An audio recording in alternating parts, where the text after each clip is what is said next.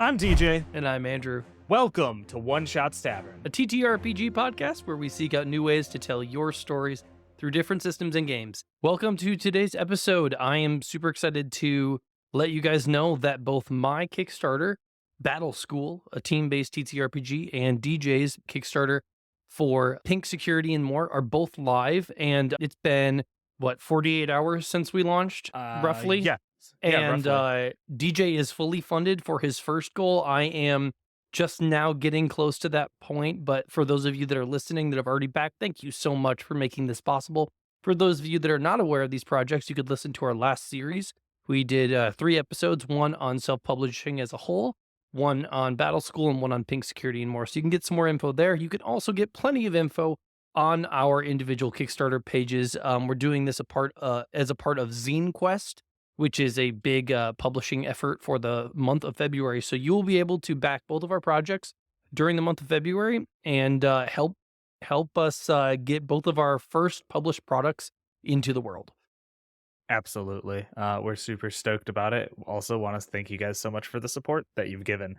It's awesome. You know, you set a goal and you're like, hey, over these 30 days, I want to reach this amount. And then like seeing that happen or come close to happening like within the first like day and a half is super cool because it's like your little baby that you've been working on this entire time is being appreciated. And that's awesome having people excited about your stuff. Stretch goals. I know I've got some in mind. Andrew probably has some in mind as well for Battle School. So that's kind of our next leg of this journey over the next 20 something days. Mine ends on March 1st. I don't know. I think I'm Yours around the is same spot, but yeah. around the same spot. Yep. Yeah, so perfect. My first stretch goal is $4,000 because while the art that is currently in the Pink Security and More book is beautiful, I want more of it. And the artists that I have hired to do this are incredible.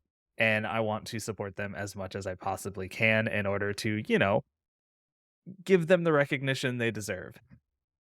Another one is I'm currently writing some mechanics for junk races, which is a major part of the setting for Pink Security and More.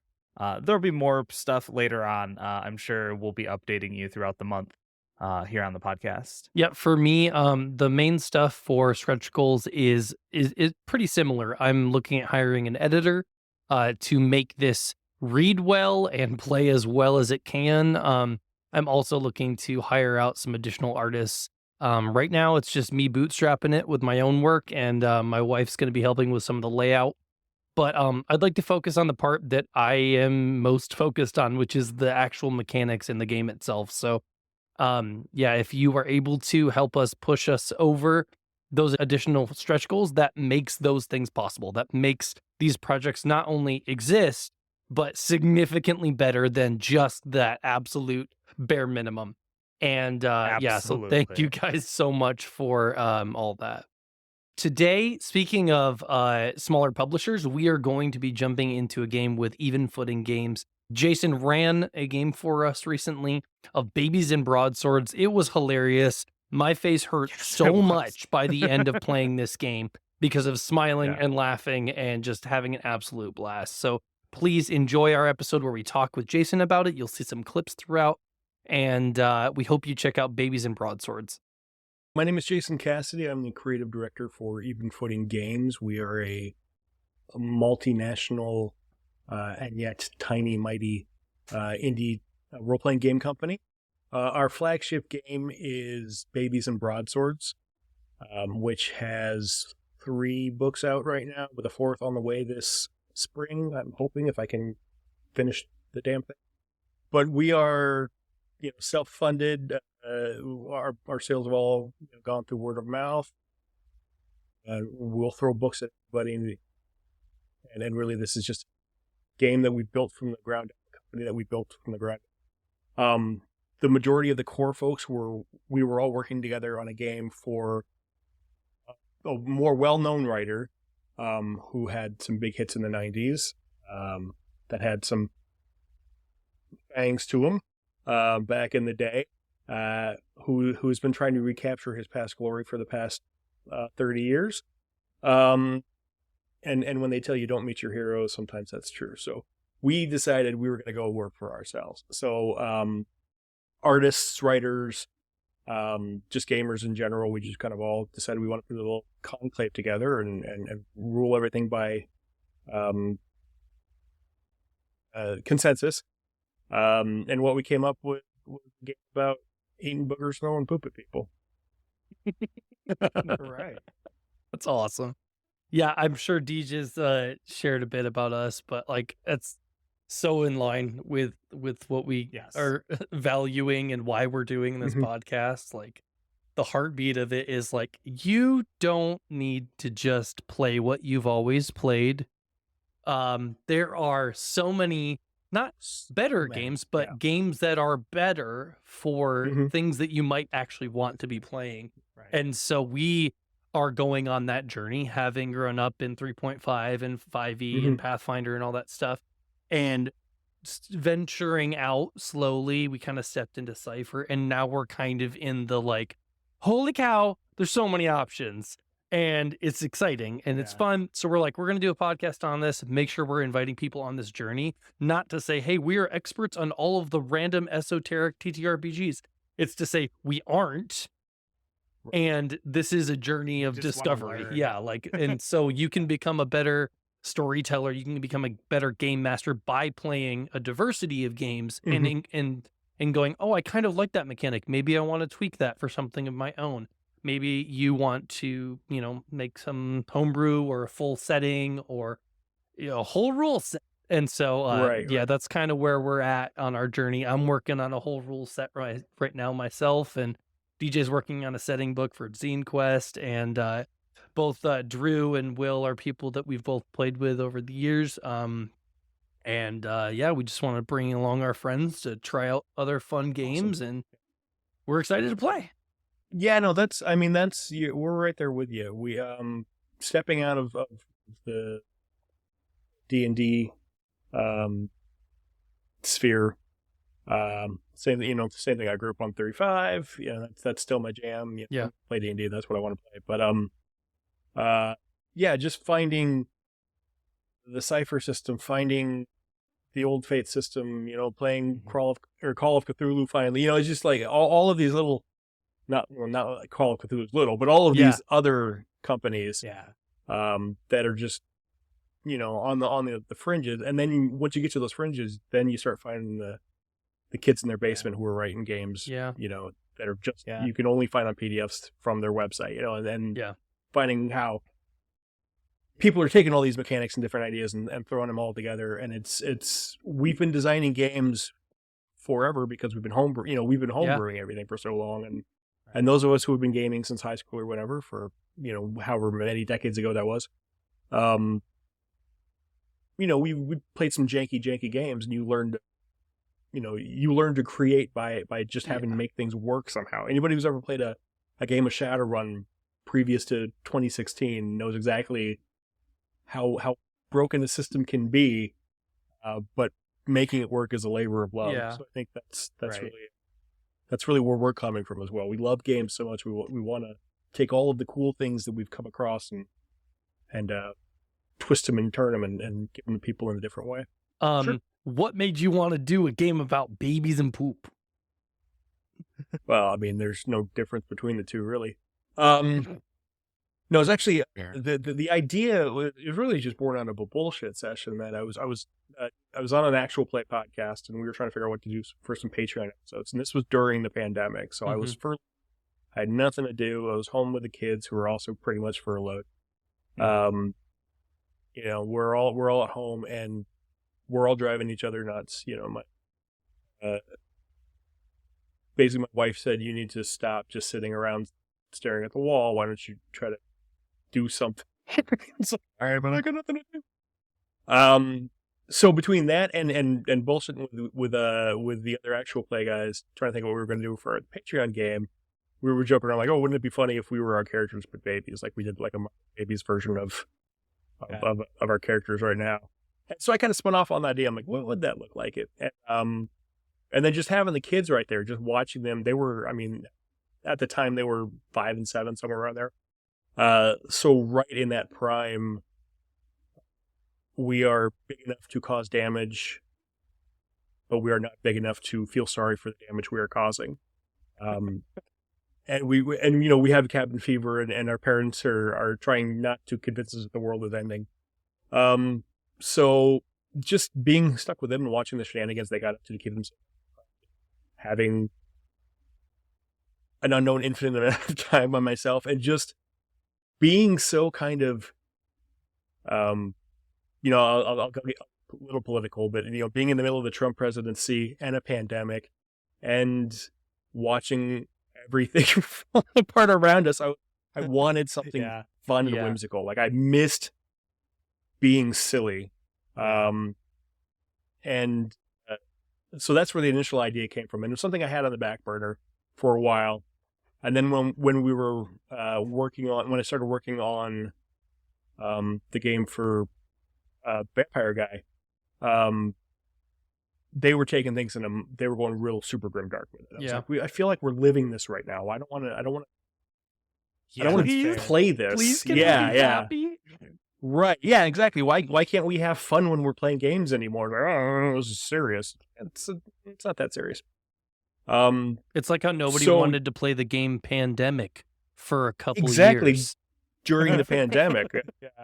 Still though. Oh, the funny thing is, I was running a bookstore right before everything closed down, and we were selling a lot of copies of Pandemic. I think people were like buying them as joke gifts, not thinking that it would be 2 years. We were pretty regularly. Yep. But yeah, I think it was just we wanted to play something fun. We wanted to have fun again. Yeah. So when I brought the skeleton of what I thought was a pretty finished game to the group of folks who we had all got together to make even footing, and said, "Hey, I've already got this thing that's pretty fleshed out. Why don't we make this our first game? We won't have to do much work." And then the numbers nerds took a look at it. We're like, "No, you need to do a lot of work on this." So that was an education for me as well. It turns out, I can write a story, but I can't do mechanics at all. So it's when I meet somebody who's doing both, like can write and also can do the math, I'm fascinated by it. Like, my brain does not work that way. Yeah. And that was really like, hey, it works a lot better in a collective when everyone can put their 2 cents in. But that was really what it was. It was just, we wanted to have fun, and we wanted to do something that was our own.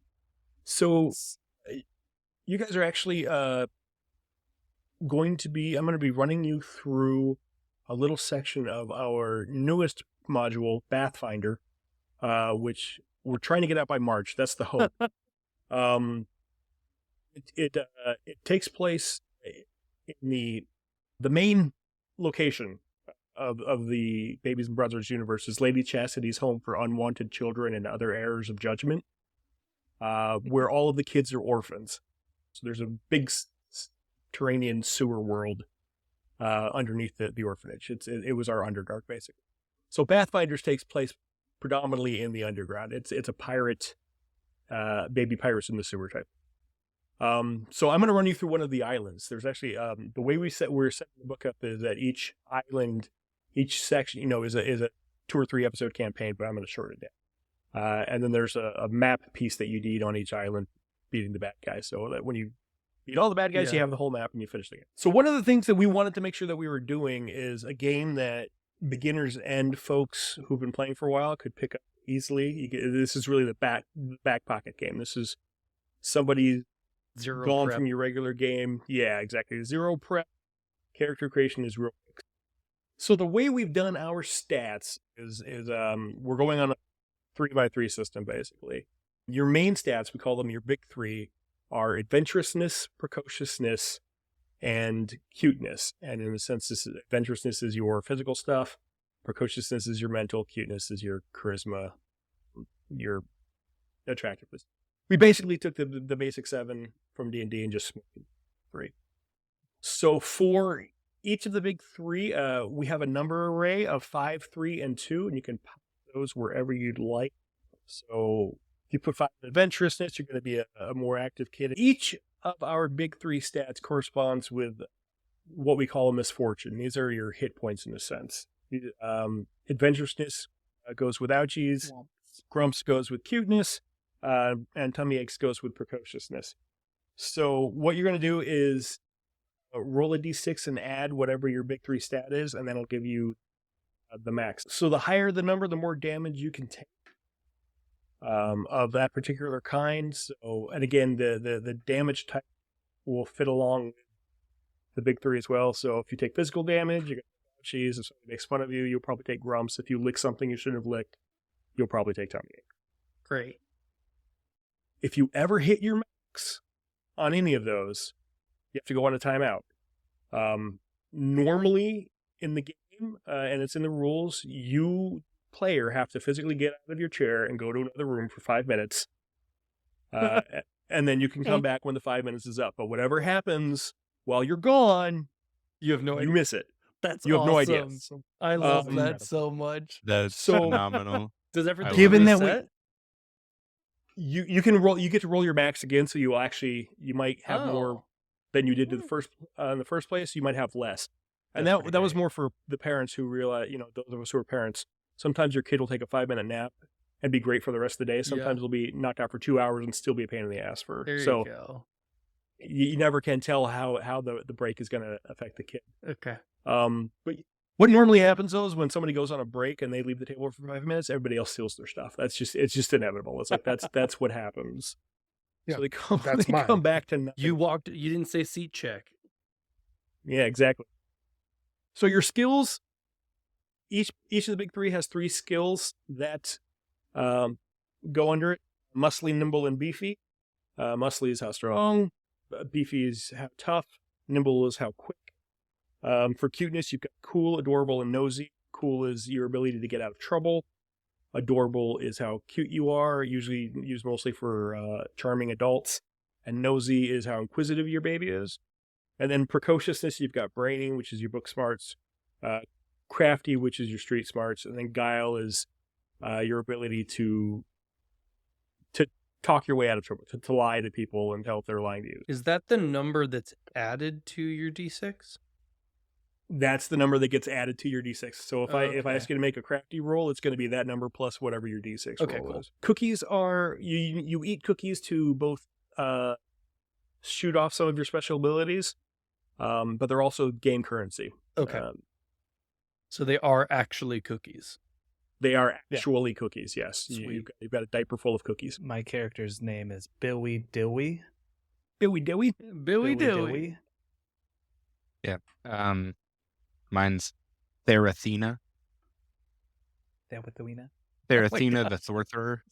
Therathena the Thortherer. Oh, sweet Love it. Lord. Super. I'm wildly articulate for my age. I'm going to be Reginald, and I don't have a lisp. Wedgie? No. Wedgie, get over here. Reginald. Nope. That's Too late. You're saying it wrong. Wedgie, calm down. Why are you Reginald. talking like that? Wedginode. Been waiting my whole life for this.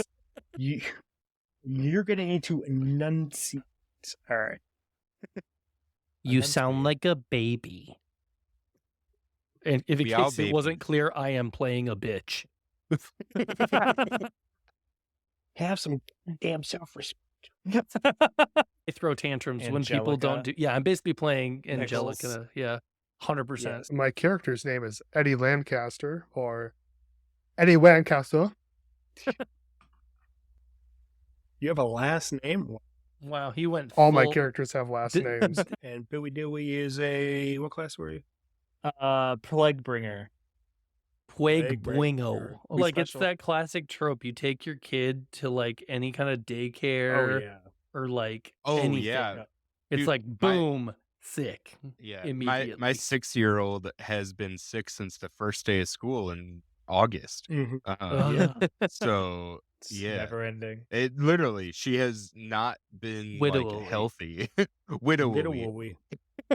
The little one gives it to the big one. It gives it. Yeah. Usually, my family, the little one bring it home, give it to the big one. He'll give it to his mom, and then I'll get the super mutated version by the time it comes around. Yeah, like Yeah. the one that everyone else is shaking off. And then you already. have a man cold, and nobody understands Yes. how much Yeah, pain you're nobody in. understands. Exactly. So we Well, opted to not he's do races in the game because there's no need for it. And we didn't want to, Yeah. the whole reason, it was very much a conscious choice that races in games had too much connotation behind them. So you can be whatever the hell you want. And that's also one of the fun things about playing with kids is you'll always get the kids like, can I be Thor? Yeah, you're fine. You're Thor. It's like, can I be can I be a talking raccoon who drives a garbage truck? You absolutely can be a talking raccoon who drives a garbage truck. I will figure out how to do a garbage truck in the game. Not a problem. So we made the rules simple enough that you can do that kind of crazy stuff and still make it. That's it. That's character creation. So for combat, we split combat into 3 steps. There are 3 things you can do to combat. You can do a big thing, which is one of your special abilities or making an attack. You can do a little thing, which is using an item or passing something back and forth between players. And you can do a moving thing, which is moving. And we've cut movement down to 3 ranges. Spitting range is our middle distance. So if you're not touching, but you can spit on somebody for that. Flailing range is close and personal. And then flinging range is our long distance. So you can decide how you want to move combat forward. Are you going to fight? Do you want to call them names? Are you going to try to hug them into submission? The way that you decide to act in combat is going to depend on which of the big 3 you're going to use. So, for example, if you want to call them names, and you're going to use precociousness, or if you want to try to pet the doggies into submission, then you'll probably use cuteness. Some enemies are going to be stronger against certain types of attacks. Some are going to be weaker. It's really just kind of figuring out, trial and error, what the case is. Combat's real easy. When it is your turn to attack, you roll whatever your attack is. The opponent rolls whatever their defense is. If you roll higher, the difference is the damage that's done. If the defender rolls higher, then it's just a miss. And then we continue on from there. Pull up my notes. You gentlemen are the first non-company people to come across this. So your listeners will have a foot up. Heck yeah. Great.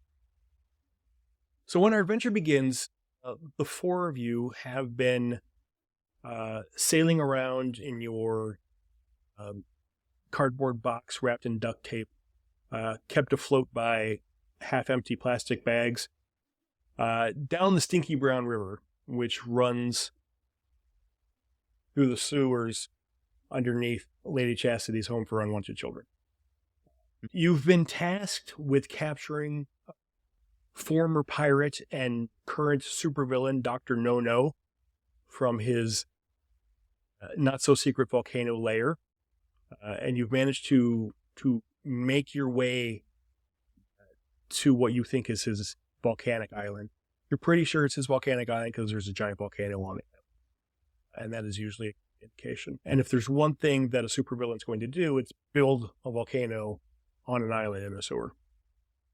Hidden deep in the underground, away from the prying eyes of Sheriff Maritime Law, rises a forbiddingly conical mountain. What seems to be an inhospitably impenetrable island is actually the secret hideout of pirate-turned-supervillain Dr. No-No.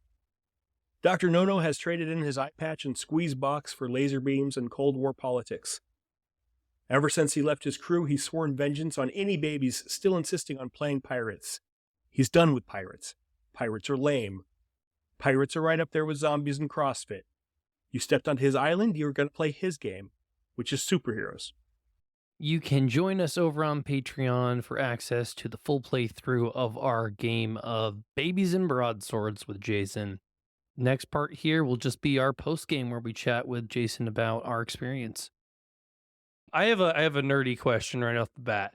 So what, and I know you said you got a lot of help on the number crunching stuff, but when it comes to the creative side, right, what piece on the mechanics end are you most proud of? Whether it's super silly or just like feels clever or feels like it really has the ethos of the game. Like what about this system like kind of sums it up for you the most in that way? As far as the mechanics go, I think the most fun thing that I enjoy, the thing that I enjoy and people seem to enjoy most is the timeout aspect. That is physically kicking the players off the table Yeah. when they hit those limits, when they need a potty break or whatever the reason. I think it's just a fun little bit of chaos that, in these short hour-long sessions we don't Yeah. usually hit, but when you're playing for a night or so, you'll usually hit Yeah. them a couple times. And it's just a fun little bit of chaos. And I think we had a lot of fun with just coming up with what kind of special abilities would a baby think is impressive, would a toddler think is impressive? What would be a superpower for a 5-year-old, and how do we make that somewhat realistic and yet still have that sense of action and power?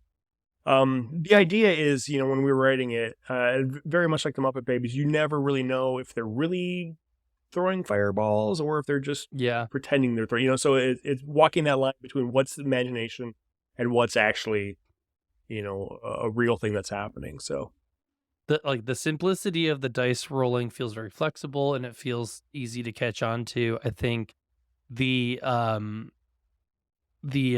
was it? I think specifically like the class abilities really encapsulated just a silly moment. So the minute you read it, you're like, oh yeah, I got this. Like, you know exactly what you're going to do with it. Yeah. So I could see like, in even like coming up with my character concept, I got the pre-gen sheet. I was reading through it and I'm like, oh, I know this kid, right? Like I know exactly who this kid is. Like they want things to go their way. I'm not a barbarian from the sense of like, I'm strong and stupid and I hit things. I'm actually a know-it-all that, wants things to always go their way and they freak out when it's not the case. And it's like, that makes so much sense. Right. And it shifts my like role-playing expectations while still giving me something really familiar to hold on to more on a more mechanical side of things. Cool. Awesome. Right on it. Yeah, It's what just did you really guys think witty. of your classes? This plague bringer, right, of just like spitting in people's faces, and just taking the belly, the tummy ache pain and just converting it into something else. Because like I'm a super spreader, nothing affects me. I'm basically Typhoid Mary. Yeah, the plague carry might be a little OP, but like I said, he was like a special hidden character, so we That's wanted awesome. people to feel like they earned something. But yeah, it was fun for us to kind of not just play on the tropes of your typical fantasy game characters and Crawl of Cthulhu of your your horror tropes and stuff like that, but to also make them kiddie versions, to silly everything up a little more and then to make it more mature. Well, and even in the mechanics that feel familiar, it's like you've adequately changed the language around it that even though like I realize, I know what that is, a proxy for, it still reflavors it and it doesn't feel the same anymore. Like it's not just a reflavor, but it tonally shifts even how you use it in a way. Yeah. So I think that's pretty sweet. Go ahead, Drew. Yeah. I loved the way the Thorther played.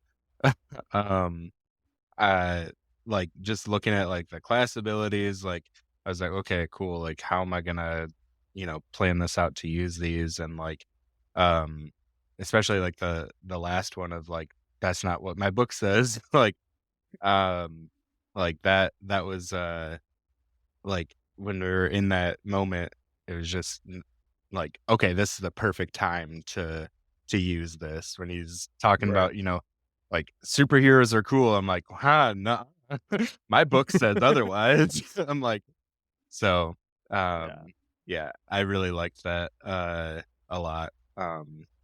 And just the whimsical like nature of this game was a lot of fun. Like Andrew said, like I was dying laughing like the whole time. So half the time I had to mute. As aspirational publishers and self-publishers in the future here, Sure. What would be your advice to people getting into self-publishing? Not just for, myself and DJ who have stuff coming up here, but anybody who Mhm. hasn't taken that leap. Um, get a friend who's taking some business courses, or take them yourself, first of all. I've done that. Especially with a group of creatives. We had no idea what we were doing Mhm. when we first started. We had no how to start things, how to do whatever the case. Don't be afraid to, I guess, sell out to some extent. You're gonna need to probably get into bed with Amazon to some extent. You're gonna need to get, with some companies that in our progressive liberal hearts we don't want to deal with, but Yeah. they're the ones who run the game. So Right. so a lot of our distribution came through Amazon. Ingram does our in-store distribution. Really, the thing that we learned that we weren't expecting more than anything was how much we were going to have to bust our butts doing social media, doing our own advertising. We live and die by engagement. If Erin, who is our business director, if her kid is sick and she can't post anything for a couple of days, that might be our sales for them. And just accept the fact that you're not going to make any money for a long time, if ever. I mean, first book's a little shy of 2.5 years, and I think we're just starting to turn a profit slowly. Mhm. And not even to the point where I can pay anybody yet. But we love what we're doing, and everyone who has come to help us out has very much understood that this is a someday maybe promise. Yeah. That I will in one day give you money. We have held off on doing a Kickstarter because we wanted to build our base enough that we knew people were Right. going to Mhm. back us. So the plan is summer, winter, maybe we'll try to do a Kickstarter for Baby's hardback compendium of all the smaller modules and everything. But you're going to need to take the time to get an audience, to get the groundwork down. You need that word of mouth, and you really just need to get people invested in what you're doing. Yeah. If you're paying for it all out of pocket, it's gonna be costly, and some of that money you're never gonna see Right. again. Yeah. But that's what you got to do, So it's hard, but if you're making stuff with people that you like and you're proud of what you're making, it's worth the money. It's worth Right. It's awesome. Awesome. Well, when you guys do launch your Kickstarter or start planning your Kickstarter, let us know. Absolutely. We would love to Same. return to wreak more havoc as some babies even for that, and just so people know, because one of the big things about this is like we want to learn new systems, but also like Mhm. we want to like make sure that other people hear about new systems. Yep. So, And I appreciate that. Yeah, and We I mean, have- we we love have met to. so many great people. Yeah, just I'm sorry. reaching out, like doing interviews and stuff like this. I'm sorry. Yeah, I didn't mean to step on. It's the Wi-Fi sometimes overlapping. Go ahead. Yeah. I was just saying, we've met so many great people like you guys, just doing stuff like this, reaching out to just random podcasts or having them reach out to us and Twitch streams and stuff like that. And it's really, there is a network of little indie creators who are busting their butts to make stuff. And it's good to have connections to people like, who've maybe gone through stuff before or picked up some hints and tips and tricks like that. So, the more you can not just get, word of mouth as far as advertising goes, but just share what you're doing with other people, build that community, or find that community. It's there. And everyone who's at this level, we all understand the struggle, no one's fighting anybody up here. Yeah. We're not worried about Monty Cook and Wizards of the Coast. We're never going to be that big. We just want to take care of each other. Yeah, and we'll include like links to pick up Babies and Broadswords and your other products and stuff like that in the description, because we definitely want to push the love your way on that, and we appreciate your time. Yeah. I'm so glad I got a chance to run the game for you guys. You were a hell of a lot of fun, I'm and glad you ran it. Yep. You're hitting Yeah. the right demographic over here with this dad. So it's good. Same. That's what I was shooting Same. for. You know, I see a lot of people kind of like, you know, as middle aged. You know, the typical what you would think of when you thought of Yeah. role player games. You know, very much scoffing. I know it's not for me.